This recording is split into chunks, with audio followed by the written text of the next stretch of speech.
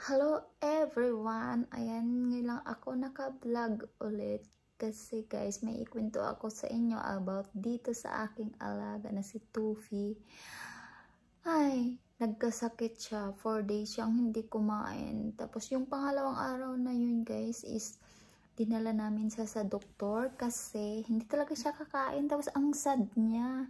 Hindi siya naglalaro, talagang nakahiga lang siya, tapos yung hininga is mabilis yung hinga niya. Tapos yun, dinala namin sa doktor, in-injectionan siya 3 beses, tapos ayun nga, umabot na ng pang-4 na araw, hindi pa rin siya kumain guys, tapos parang masakit talaga yung ano niya. Binalik ulit namin siya sa doktor, tapos ang sabi ng doktor, hindi niya malaman kung anong problema ni Tufi. So nirecommend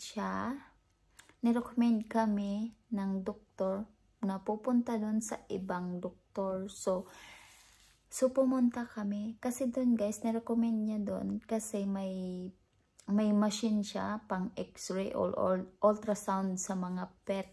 So pumunta kami doon at yun nga, nakita na ay kaya pala hindi siya ganadong kumain kasi ano pala, hindi siya natunawan sa mga kinakain niya, kaya ganun.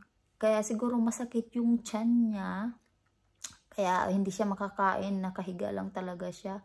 Tapos umabsent ako ng 1 araw kasi ayoko siyang iwan kasi nga bagong injection din siya noon.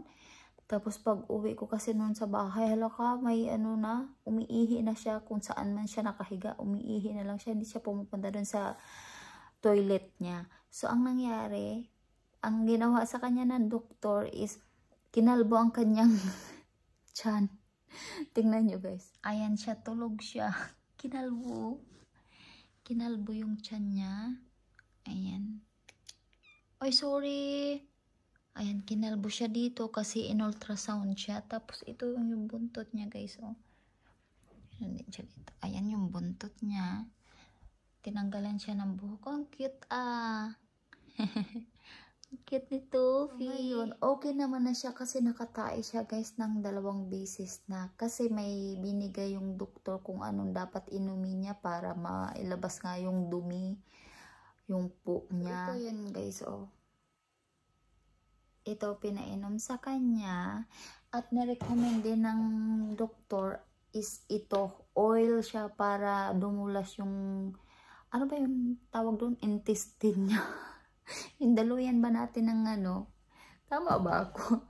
Daluyan natin ng dumi, so para ba dumulas at mailabas yung dumi. So ayun naman, okay naman na siya, nakadumi na siya ng 2 beses. So ngayon okay na, nag-umpisa na naman siyang makulit ngayon. So, pero okay naman na rin kasi happy na siya. Hindi na siya kagaya nung na sobrang sad. Tapos parang ang sakit-sakit ng nararamdaman niya. Ayun o, kalbo nga lang ang tiyan. Tufi? Oh, shush. Oh, you're so cute ah. Pag may pet kayo guys na ganun ang nangyari din, yun, itry nyong painumin dun nun. Saka yung oil para madulas yung niya. So yun lang, na-share ko lang sa inyo. Thank you for watching guys. God bless.